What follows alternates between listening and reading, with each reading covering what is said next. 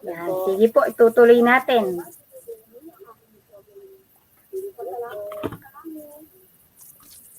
Ayan. O sige, tuloy natin. Malinaw na bang naririnig ako? Mukhang napakadami ng ngayong nariritong grade 10, aktibong grade 10. Mukhang na-miss talaga ang ating araw at ang ating itulay ngayong hapon.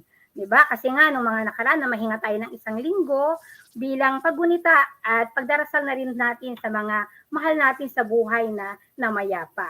Sabi nga natin, ngayon ay nagbabalik tayo para sa ikawalong linggo. Itotodo na natin ang ating talakayan para sa unang markahan at dahil hindi pa tayo tapos, isa hanggang ikapitong linggo pa lamang ang ating natalakay ngayong hapon. Kaya sabi na, ano pang hinihintay natin? Sabay-sabay na nating i-share ang link na ito para maabot natin ang mga kapwa ninyong mga mag-aaral na grade 10 na kung saan ay para makibahagi, marami tayong makibahagi ngayong hapon na ito sa ating talakayan. Tama ba, grade 10? O sige, haya na. Tingnan ko nga, aba, kitang-kita ko na ang mga puso, mukhang handang-handa na ang grade 10. Pero syempre, mag-attendance muna tayo. May attendance din tayo ngayon no? Tingnan ko nga kung naririto pa rin ang mga aktibo kong grade 10.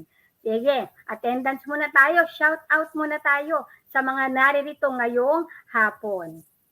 Yan. Okay, andito na si Kiana Templo Nuevo. Magandang hapon, hello sa inyo, April Moriel, Elena Abinas Balyong, Alexis Mendoza Santos. Yan, andito na rin si, present din si Sir Joel Padillo Cambalon, ang guro mula sa Las Piñas East National High School. Hello po, sir. Kamusta po? Yan, magandang hapon po sa inyo. Nandito rin, hello kay Bianca Agabon. Yan. Tingnan pa natin yung iba pa. Sabi ni Rainiel na mute po. Sabi ni Rainiel, present na naman si Rainiel. Abang-abang tayo ha, grade 10, dahil marami tayong sorpresa ngayong hapon na naghihintay. Diyan lang kayo, walang alisan. Sama-sama tayo na magbalitaktakan at magturuan sa ating magiging talakayan ngayong hapon. Itodo na nga natin dahil ngayon ay, sabi nga natin, ikawalong linggo ng ating pagtalakay para sa unang markahan. Yan. Sige. Sige, bati muna tayo. Nandito si Rahima Biray mula sa 10 Integrity ng Las Piñas East National High School. Gayon din, si Elena, si Kiana, nabati na natin. Yan. Mula sa si Kiana Templo Nuevo ng Antipolo National High School, Camarines Sur. Diba, Bianca? Ang layo pero hindi sagabal kung nais na matuto. Tama? Bianca Agabon mula sa 10 Innovation ng Las Piñas East National High School. Kamusta? Good afternoon po, Alexis Mendoza Santos. Yan, magandang hapon. Sige, malamang mami pang mamaya na susunod sa atin at makikibahagi sa talakayan natin ngayong hapon. Itodo na natin, ha?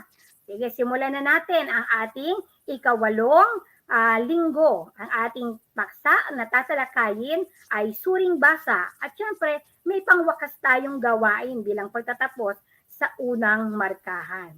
Kaya abang-abang. Yan. Kamusta, Jocelyn Bel de Guzman? Magandang hapon sa iyo. Hello, Casey Caparal. Yan. Sige, simula na tayo. Okay, meron ako ditong larong memorya. Kaya teka muna. Meron ako ditong larong memorya. Yung unang gagawin natin, aalamin ko dahil medyo napahinga ng isang linggo, alamin natin ngayon, sino pa kaya ngayon ang nakakaalala pa ng ating mga naging talakayan noong unang linggo at hanggang ikapitong linggo ng unang markahan. Kaya maglalaro tayo ng larong memorya. Yan, ha? Sige. Meron kayo ditong 6 na pong minuto. Yan, tatandaan lamang ninyo ang mga, sandali. Tatandaan ninyo ang mga naririto. Wala yung ating Yan. Tatandaan lamang ninyo kung ano yung mga ipapakita ko. Yan. Mga lahat ng yan ay mga naging paksa natin at naging talakayan mula unang linggo hanggang ika-7 linggo. Ang gagawin ninyo, tandaan nyo alin ba yung mga pares ng mga salita diyan na magkakaugnay na tinalakay natin sa una hanggang ika-7 linggo. Ayan, 60 minuto yung ibinigay ko sa inyo. Ngayon ay nasa 31 segundo na lamang ang natitira. Sige, tingnan natin ang mahusay pagdating sa memorya. Yan, ha. Hihingi ako mamaya ng bilang na sa palagay ninyo ay magkaugnay na mga ideya. Okay, kaugnay sa ating mga paksang tinalakay. Yan, salamat sa mga papuso. Yan, mamaya tayo magpabati, ha? Sa mga naririto. Sige, habang nagme-memorya kayo na nandyan, Risa May Carpio, magandang hapon mula sa Doña Magdalena Gafood High School. Hello sa iyo. Yan. O. Sige, tapos na ang ating 1 minutong ibinigay upang maalala ang mga nasabing salita o mga paksa na may kinalaman sa ating naging talakayan. Handa na ba kayo? Sige, itago ko na. Tago na natin, ha. Ang gagawin ngayon ay gagawa tayo ng bilang.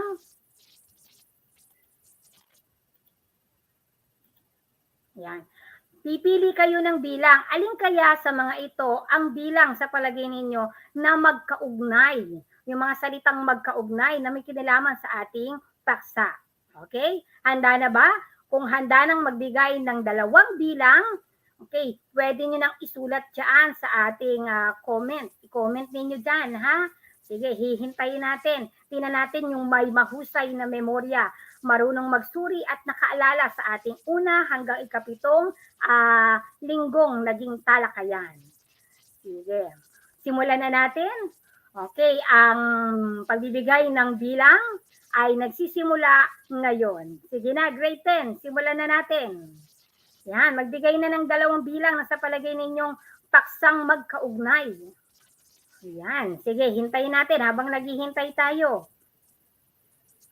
Okay, pili ng bilang. Pipili kayo ng 2 bilang na sa palagay ninyo sa parehong may kaugnayan o magkatugma at magkaugnay sa isa't isa. Sige, ganun ang gagawin. O, meron ng bilang na ibinigay si Elana. Okay, Elana Bailong, sabi niya 12 at 18. Tingnan nga natin ang bilang 12 at 18. Aktor, Lion, mukhang hindi yata. Sige, subok ulit tayo. Tingnan natin. Palit ulit. Okay, sino may binigay na bilang? 1 at 3, sabi ni Kiana. Tingnan nga natin kung tama si Kiana. 1 at 3, mitolohiya at sanaysay. Subok ulit. Sabi 6, sabi ni Heart Contreras, 1 at 14. Tingnan nga natin, 1 at 14. Yan, very good. Tama si, okay, tama si Heart. Yan, may papuso ako para sa iyo, Heart. Tama, mitolohiyang tinalakay natin ng unang linggo. Ito ay kaugnay kay Cupid at Psyche. Yan, sunod. Tingnan natin. Ipinakita ko na. Ayan na, sunod. Iba pang bilang, tingnan natin. Iba pang bilang na meron tayo. 1 at 14, sabi ni Regine Cleophas. Ay, meron ng 1. Okay na yung 1 natin at 14. Pasok na yon. Tingnan natin. 7 at 11, sabi ni Elisa Bailyong. 7 at 11. Okay. Pagdaragdag ng impormasyon, ito ay isang halimbawa ng mga panandang pandiskurso. Tama ka dyan, Eliza. Very good. Okay, mahusay. Sige. Sabi ni, meron pa, ang bilis ni Elena. Si Elena, sabi niya 3 daw at saka 10. Tingnan natin, 3 at 10. Okay, medyo subok daw ulit tayo. Okay, subok ulit tayo. Tingnan natin. Sabi ni Bianca, 6 at 19. 6 at 19. Mga panda, oops, mali ata. Sige, ulit-ulit. Tingnan natin. Sabi ni Ashley, 18 at 16. 18 at 16. Ang tusong katiwala at ang kwintas, hindi. Subok ulit tayo. Sige, subok ulit. Okay. Tingnan natin, 2 at 12. Sabi ni Kiana. Ay, tama ba ako? Ay, sabi ni Axel. Sorry, 2 at 12. Sabi ni Axel. Ang bilis kasi. Ay, okay. Subok ulit. Okay. Ala, hala. Okay. Subok ulit tayo. Lumilipat. O, sige. Okay, tingnan natin. 4 at 24. 4 at 24. Ayan, tama. 4 at 24. Sabi ni April. Moriel. Epiko ni Gilgamesh. Yan, tama. Ayaw masaran ng parabole. Hanapin na lang natin kaparis ng 2. Okay, tingnan natin. Sabi ni Apple, Mulimbayan, 13 daw at 15. Tingnan nga natin. Ay, subok ulit. Sabi. Okay, yan. Sarado uli natin. Sige, tingnan pa natin. Try po. Sige, subok. 6 at 21. Sabi ni Lynchy. Yan, 6 at 21. At 21. Yan. Mga pananda sa pagpapahayag. Okay, isang halimbawa nito ay pagpapakita ng sani at bunga. Tama ka dyan. Lynchy. Okay, tingnan natin. Medyo mabilis ang ninyo eh. Sabi ni Ashley Sumatra, 6 at 16 daw. O meron na tayo. Tama na yung 6 at 16 natin. Okay, 6 at 21, meron na tayong 6. Okay na, 2 at 18. Sabi natin, tingnan natin ng 2 at 18, sabi ni Alexis. Okay, parabola ang kwintas? Hindi. Okay, subok ulit tayo. 3 at 16, tingnan natin. 3, sabi ni Rainiel. 3 at 16, oops, mali pa rin. Tingnan natin ulit. Okay, sige, 10 at 16, nagsabi ng 10 at 16, yan, parabola at ang tusong katiwala ay isang halimbawa ng parabola. Tama ka dyan. Okay, sige, tingnan natin. 22 at 10, sabi ni Rahima Biray. Okay, mukhang subok ulit tayo kasi doon pa lang ay mali na at 21. Okay, sige, sunod. 6 at 21, meron ng 6 anak. Pag nakabukas na, ibig sabihin, meron ng kapares. Okay na yon. 15 at 16, tignan ko nga. Okay na yung 16. 9 at 23, sabi ni Apple. 9 at 23. Ay, focus ang pandiwa, question grammatical. Di magkaugnay. Ulit-ulit tayo. Okay, 12 at 15. Sabi ni Elena, 12 at 15, kung natandaan, alegorya ng yungib, aktor, layo, iba. Ulit, 2 at 16, meron na. Okay, tapos na tayo. Yung pag nakabukas, ibig sabihin, okay na tayo doon. Yan. Meron pa ba? Ina natin, 5 at 23, sabi ni Elena, 5 at 23. Ay, hindi. Kulang. O, sige, 15 at 18. Naku, medyo nagtagal tayo. 15 at 18. Ay, alegorya ng yumi, bang kwintas. Balik. 17 at 10. 17 at 10. Subok ulit. 17, 23. Okay, pagdaragdag ulit. Napagod. 8 at 17. 8 at 17. Yan, very good. Karanasan, action, pangyayari ay isang halimbawa ng gamit ng pandiwa. Very good. Tama kayo diyan, Kiana, Regine. Okay. 10 at 13 daw, sabi ni Elena. Ay sumuko. Sumubok ulit. Sige, lagay na natin yan dyan. Okay, 15 at 20. Tingnan natin, 15 at 20. Subok ulit. Kulang. 19 at 23. 19, anapora at katapora ay isang kohesyong gramatikal. Tama, Lynchy. Galing. Yan. 3 at 15. Ang ating 3 at 15, ang sabi ni Christina. Yan, tama ka dyan. Ang alegorya ng yungib ay isang sanaysay. Konti na lang. Okay, 19 at 23, meron na tayo. 3 at 15, meron na. Tapos na ang 15 natin. Subok pa, 5 at 15. Tapos na. 19 at 23. Tapos na tayo. Ito na lang kulang natin. Inan ko nga. Okay. Sige, tinan natin. Maikling kwento. 5 at... Okay, yan. Tama. Maikling kwento. 5 at saka 17. Yan. Okay. 9 at 12 daw. Tingnan natin. 9 at 12. Ayan. Very good. 9 at 12. Kiana, tama ka. Focus ng pandiwa. Ang halimbawa ng mga focus ng pandiwa ay aktor, layon, pinaglalaanan at kagamitan. Tama ka dyan. Tingnan natin ang 11 at 20. Sumubok ulit. Okay, malamang. Ito yon 22. Sumubok ulit daw. Okay, yan. Sige. Ayan, magaling. Natapos na natin.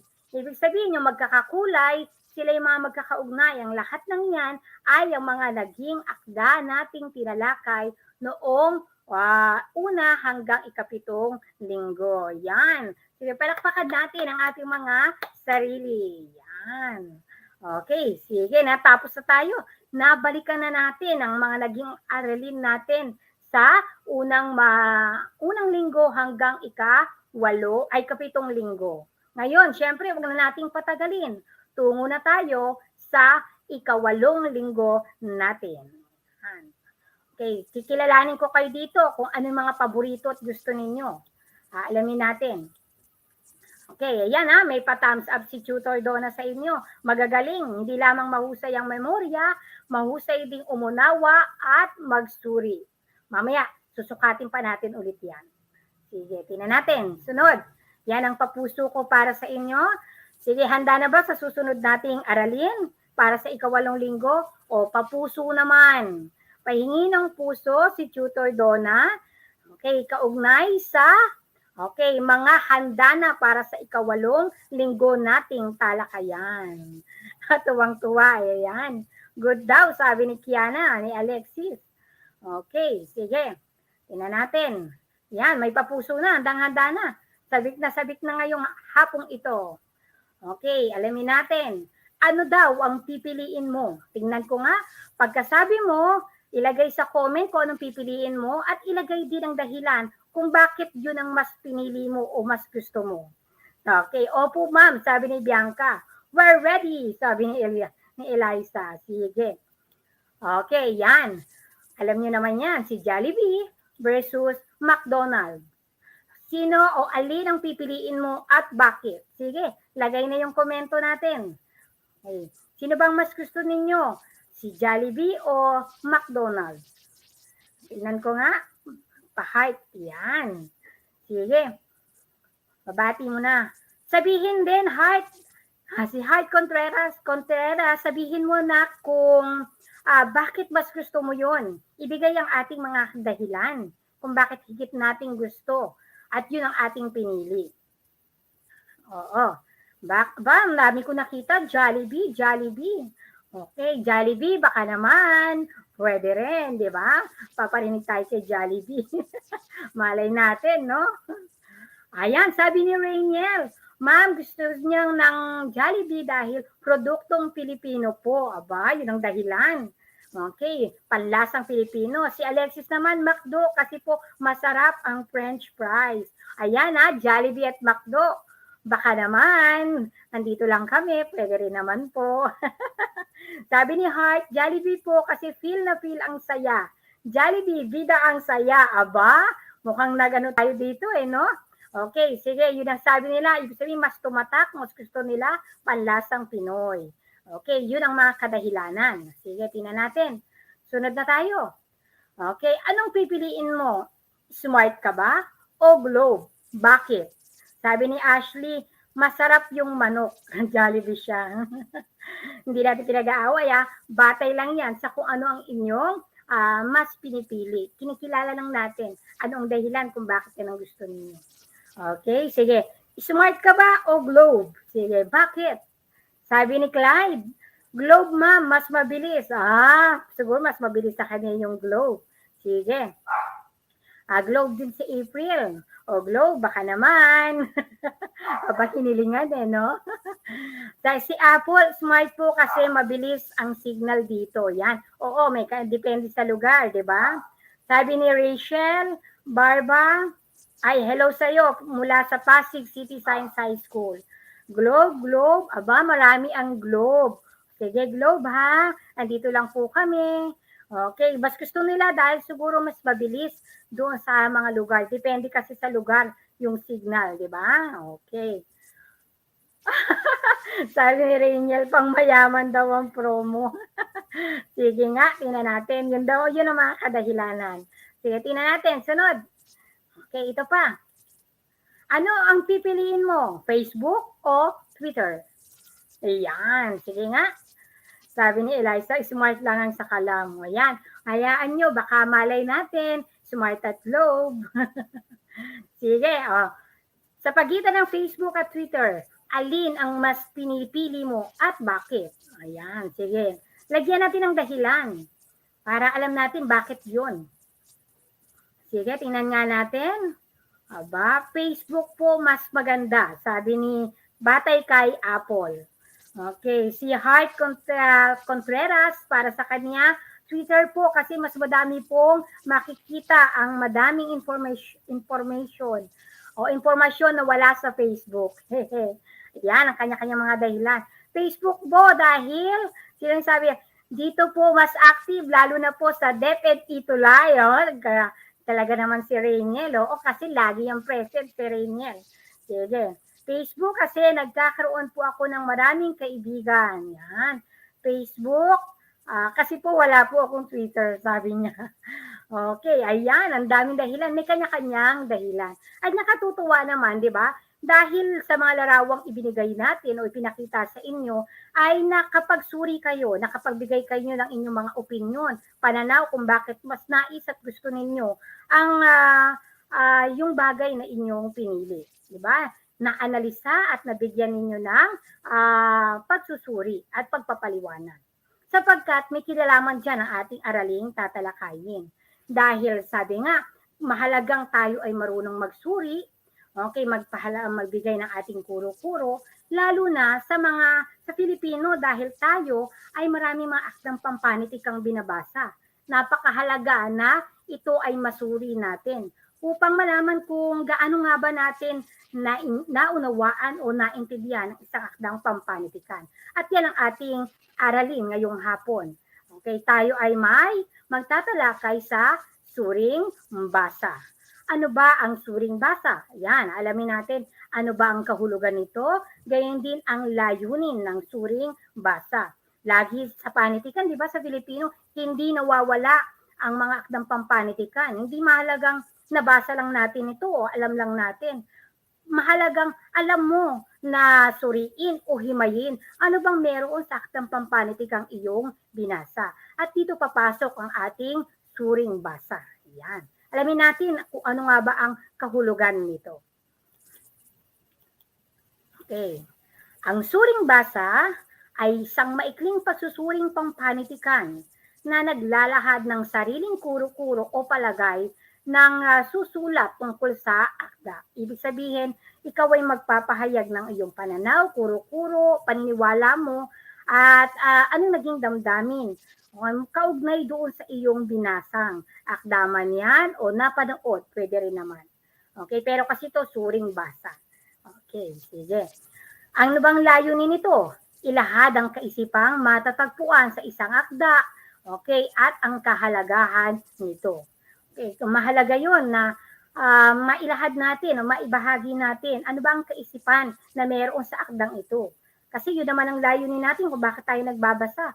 Kung may makukuha ba tayong mahalagang kaisipan mula sa akdang yun. At mahalagang masuri natin yun. Tama ba, grade 10? O, tingnan natin. Yan, magandang hapon po, Ma'am Nenet Anihas. Shout out po sa inyo. Salamat sa inyong pagsuporta sa atin sa Itulay. Okay. Ngayon, alamin natin, ano nga ba ang mga dapat nating tandaan sa pagsulat ng suring basa? Madalas yan, pinagagawa sa inyo ng mga guro ninyo. Mahalagang alam natin kung ano mga dapat nating tandaan at isaalang-alang sa pagsulat natin ng mga akdang pampanitikang ating binasa. Okay, at pag tayo ay magsasagawa ng pagsusuri. Una, nararapat na alamin muna kung anong uri ng akdang pampanitikan ang susuriin. Mahalaga yun dahil bawat akdang pampanitikan ay may kanya-kanyang katangian, kay sangkap o elemento. Tama? Ito ba ay tula, sanaysay, maikling kwento, dula ba ito, o palabas sa telebisyon? Mahalagang ito ay alam mo kung anong uring akdang pampanitikan. Yan ang una nating dapat na malaman. Okay. Sunod, ikalawa, dapat din nating tandaan na kapag tayo nagsusuri, gumawa muna tayo ng synopsis. Okay? O maikling lagom. Kumbaga parang buod. Di ba kapag mayroon tayong akdang gustong basahin, particular kung nobela man ito o maikling kwento, ang laging tinitingnan natin ay yung synopsis nito, yung maikling lagom. At doon sa pamamagitan nun, pag nakuha ang atensyon natin, ay gusto ko itong basahin, nahihikayat tayo.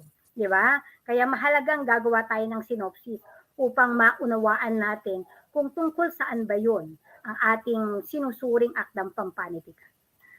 Okay, sunod, tingnan natin. Ikatlo, kapag tayo ay susulat, ipapahayag natin ang ating kaisipan, syempre sa malinaw at tiyak na paraan. Gagamit tayo dito ng tinatawag nating mga pananalitang matapat at magiging mabisa sa ating pagsusuri. Yan ang gagawin natin.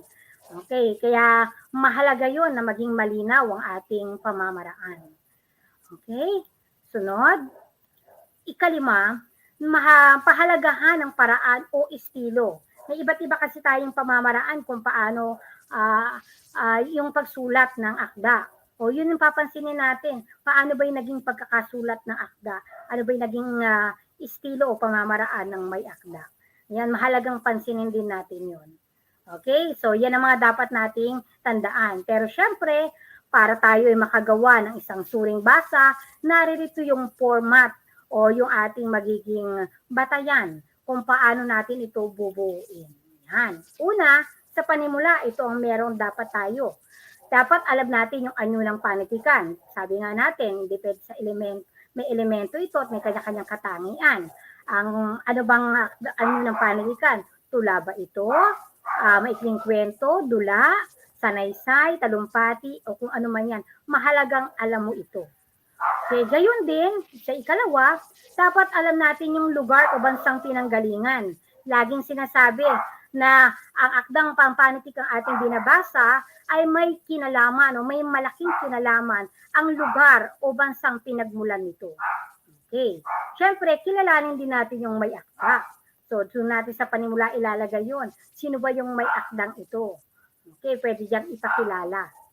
Okay, bakit ba yung kahalagahan ng akda?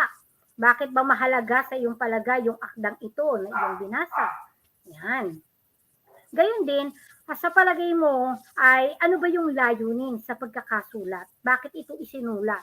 Layunin ba nitong maglahad, magpaliwanag, maghikayat, o yun yung mahalagang lamanin ng inyong magiging panimula, okay, sa ating pagsusuri ng ating binasa. Okay, so yan sa panimula, alam nyo na kung anong dapat na maging laman nito. Okay, sige, yun na natin. Sunod tayo. Ikalawa, susuriin na natin yung nilalaman. Okay, tema o paksa. Pag sinabi nating tema o paksa, laging sumasagot ito sa tungkol saan ba yan? Yan. Tungkol saan ang nilalaman ng iyong binasa. So, diyan, susuriin mo diyan. Ilalahad mo. Kung tungkol saan at pinapaksa o tinatalakay ng akda na iyong sinusuri o binasa. Sunod, tauhan o karakter. Dito ay ipakikilala na rin yung mga tauhan. Anong katangian ng mga tauhan? Mahalaga yun. Okay, yung mga katangian ng mga tauhan na pinalutang at ipinakilala ng may akda. Okay, anong bang klase o uri siya ng tauhan? Yan, susuriin nyo, ilalagay. Kailan ba ito panahon? O anong panahon ba saklaw ito? Panahon ba ito ng Kastila? Panahon ba ito ng Amerikano? O panahon sa kasalukuyan? Dahil malaki ang kinalaman ng mga pangyayari. Okay, depende sa kung kailan yung panahon na ito ay naisulat. Okay? Yan. Sige. Sunod. Balangkas. O, ilalahad dito yung balangkas, yung maayos na paglalahad ng mga pangyayari. Naging maayos ba yung pagkakalahad ng may akda na mga pangyayari? Nakatulong ba ito upang maunawaan mo lalo ang iyong binasa? Diba? O naunawaan mo ba ng gusto dahil naging maganda yung balangkas o yung pagkakaayos ng mga pangyayari? So, yun yung lalamanin ng pagsusuri mo. Sunod, kultura. Okay, ano bang kultura ang masasalamin sa akda? Pwede mong ipahayag yan. Sinasabi natin kultura, nakapaloob dito yung kanilang pag-uugali, yung kanilang mga paniniwala, yung mga tradisyon. Yan. Ano-ano ba yung mga nakita mo dong nasalamin mo kultura sa akdang iyong binasa? At yan ang lalamanin ng iyong pagsusuri. Okay? Yan, sa ilalim niya ng pagsusuring pang nilalaman. Okay? Naintindihan ba natin? Nasa pangalawa na tayong pamamaraan. Okay, ngayon, sa ikatlo, syempre may tatlong bahagi. Yung pagsusuring pangkaisipan, mahalaga yung pagsusuring pangkaisipan natin. Sa bahaging ito, ilalahad natin yung ideya. Sabi nga, napakahalaga ng ideya na yun. At ito ay taglay ba, kung ano yung kaisipang taglay ng akda. Okay, ginagamit na batayan sa paglalahad ng pangyayari. Tutukuyin natin kung yung kaisipan na ito ay umiiral pa ba o napapanahon pa ba ito sa kasalukuyan. Yan. Sige. Okay, sunod, yung estilo. Yung sinabi natin estilo o yung pamamaraan ng may akda. Okay, ng kanyang pagkakasulat. Sa palagay mo ba, pwede mong sabihin doon, naging epektibo ba yung pamamaraan ng may akda sa kanyang pagkakasulat? O pwede mo diyang ilahad kung bakit. Ano yung naging patunay mo? Yan. So, yan yung ikatlong bahagi ng ating pagsusuri sa suring basa, pagsusuring pangkaisipan. At ang huli ay ang buod. Yan. Sa buod, ang mahalaga lamang dito ay banggitin nyo yung mahalagang detalye. Nako, marami akong nakikita kasi yan sa mga estudyante ko. Alam nyo ginagawa ang buod? Yung una, yung kukuha ng isang talata sa una, sa gitna, at saka sa dulo, aba buod na raw. Huwag, hindi ganon. Pag sinabi natin buod, ang mahalaga, ilagay mo lamang dito sa palagay mo ano yung mga mahalagang detalye. Okay, na kailangan mong ilahad at ibahagi. Okay, doon sa, at kailangan mong ibuod doon sa akdang iyong binasa. At kapag nagawa nyo na yan, check, nakabubuo kayo na ng isang mabisa at mahusay na pagsusuring basa. Naintindihan kaya ako, grade 10? Makabubuo kaya tayo ng isang pagsusuri? Okay, sa ating binasa o suring basa? Tingnan ko nga ang papuso. Okay, kung makabubuo na tayo ng ating pagsusuri, batay sa format na ibinigay natin ngayong hapon. Aba, sige nga, tingnan nga natin ang papuso. Ayan, okay. Puso naman, yan, ayan, nakita ko na yung mga puso na yan, sabi ni Rainiel. Man, panigurado ang grade 10, magiging mahusay na ang pagbuo ng kanilang pagsusuri sa akdang pampanitika. Sapagkat alam na natin kung anong pwede nating lamanin ng ating pagsusuri. Kasi kung minsan, nakikita natin, naku, ano bang ilalagay ko dito? Hindi ko alam kung anong ilalagay. Pero ngayon, hindi na kayo mahihirapan dahil may mga bahagi, okay, may ang tinatawag nating pagsusuring basa. Meron itong 4 na bahagi. Una, sabi nga natin, ay ang panimula. Ikalawa ay ang pagsusuring panglilalaman. Ikatlo ay ang pagsusuring pangkaisipan. At ika-4 ay buod. Tama? Ayan, aba, salamat Justin sa iyong papuso. Yan. Yan, salamat sa mga papuso ng mga grade 10 aktibo. Yan. Salamat. Sige, tingnan natin. Tingnan nga natin kung nawaan ng grade 10 at tunay na nga bang makabubuo tayo. Meron tayong pagsasanay. Isulat ang bilang isa sa espasyo kung ang bahaging binasa ay para sa panimula.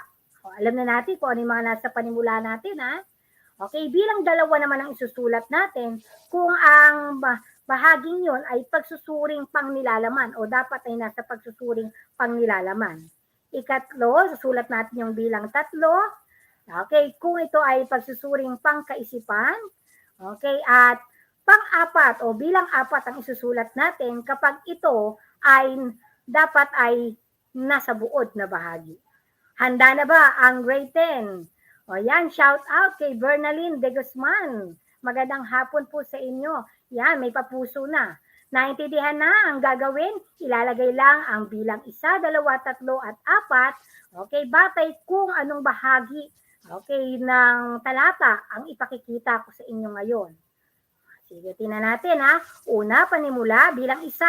Para sa panimula, bilang 2 para sa pangnilalaman, 3 bilang pagsusuring pangkaisipan, at pang-4 kung ito ay para sa buod. Yan. Sige, tingnan natin. Simulan na natin. Una. Yan. Ang mga pangyayari sa kwento ay nagpapakita ng katotohanan na ang labis na pagpapalayo sa sarili ay nagdudulot ng kapahamakan, katulad ng sinapit ng pangunahing tauhan na si Matilde. Ayan, tingnan natin ha. Ang tinatalakay dyan, pangyayari daw sa kwento. Tingnan natin. Maganda. Shout out kay Sir Alvin Viana. Magandang hapon po. Yan. Salamat sa pagsubaybay sa atin. Sabi, may sagot na agad si Clyde. Sabi ni Clyde, Ma'am, 2. Tingnan nga natin. Okay, kung tama si Clyde, gawin din si Lynchy. 2. Sige, tingnan natin kung sino ang tama. Okay. Yan, tama. Ito ay pang nilalaman. Magaling. Mahusay, grade 10. Tingnan natin ang susunod. Ayan. Ang daming 2. Ikalawa, si Matilde ay nagnanais na maging kahali-halina, kaibig-ibig, maging tampulan ng papuri at pangimbuluhan ng ibang babae. Isang gabi ay natupad lahat ng kanyang pinapangarap dahil sa isang diamanteng kwintas na ipinahiram sa kanya ng mayamang kaibigang si Madame Forestier. Ngunit, ang kwintas na ito rin ang naging mitya ng 10 taong bangungot sa buhay nilang mag-asawa. Ano kaya itong bahagi? Okay, sa format ng ating suring basa. Bilang 1, 2, 3, o 4. May sagot na. Tingnan natin. Sabi ni Rainiel, 4 daw. Okay. Sabi ni Clyde, 3. Si Pauline, 4 din. Lana, sige, tingnan natin kung tama. Ang dami nila. Daming 4. Tingnan ko nga. Magaling. Galing. Tingnan nyo, madali na tayo makakabuo ng pagsusuri niyan. Wala na sigurong magpapasa ngayon ng blankong papel. Sige, sunod. 3 na tayo. Ay, nako, nalagyan na. Okay, ang akdang ko ang kwintas ay kwentong isinulat ni Guy de Maupassant na naglalayong ipakita ang larawan ng isang may bahay na labis na nagpapahalaga sa kanyang kagandahan at katanyagan. Naku, nailagay na. Masyadong nanabik. Okay, 1. Sabi, sige, tama yun 1. Ito nakita dapat sa panimula dahil naglalahad ito ng pamagat. Okay, gayon din pagpapakilala sa sumulat o may akda. Okay, tama kayo dyan. Magagaling. Okay, sunod, 4. Masasabing masining ang pagkakagawa ng may akda sa kwento. Ang pagkakasalaysay ay nilakipan ng maraming paglalarawan upang ipakita ang sistema ng pamumuhay ng mga tao sa bansang France, kung saan nanggagaling ang kwento. Tingnan ko nga, saan kaya natin to dapat ilagay? Okay, bilang 2, 3, tingnan ko nga. Sige, 2, bilang 4, sabi ni Clyde, 2, si Rainiel, 1, Elena, 2, iba-iba ha. Sige, tingnan natin. Okay, kung ano ang tama. Okay, 2. Bakit? Naglalahad ito kaugnay sa nilalaman. Tingnan nyo dito pumapasok yung tinatawag nating lugar, pamumuhay ng tao. Diba? Kultura. Okay? Sige. Sunod. Meron pa ba tayo? Ayan, ang huli. Ang haba. Pinakamaganda at mabisang estilo ang ginamit ng mayakda sa pagwawakas ng kwento. Inilalarawan niya sa kilos at pananalita ang pagmamalaki ng pangunahing tauhang si Matilde, na napagtagumpayan ng napakalaking pagsubok na dulot ng pagkawala ng kwintas. Ngunit ang nakakatuwa para sa mga tagabasa ay ang pagbubunyag ni Madame Forestier na ang kwintas na iyon ay isang huwad lawang gawa mula sa puwit ng baso. Saan kaya dapat natin itong ilagay? Okay, tinalakay dyan yung estilong ginamit ng may akda. Ayan, tingnan natin. Sabi 3, ang dami nagsasabi ng 3. Tingnan ko nga kung tama. Magaling. Ayan. Okay, clap, clap, clap. Sabi ni Tutor Donna. Clap, clap, clap para sa inyo. Tingnan ko nga, papuso sa mga nakakuha at ng tamang sagot. Yan, ng lahat ng tamang sagot. Kung nagkamali man ng isa, okay lang yon. May susunod pa. Ang mahalaga, alam mo kung paanong suriin at makasusulat ka na ng isang mahusay na pagsusuring basa o suring basa sa maakdang pampanitikan na inyong gagawin. Sige nga, aba, papuso si Rainiel 4/5. Okay yun, Rainiel. Si Heart, yan, nakakuha. Ang tama, 3, okay. Aba, sige, pwede naman din nating balikan kung saan tayo nagkamali, di ba? Okay, yan, 4 si Kiada. Clap, clap, clap sa inyong mga aktibo kong mga mag-aaral ng grade 10.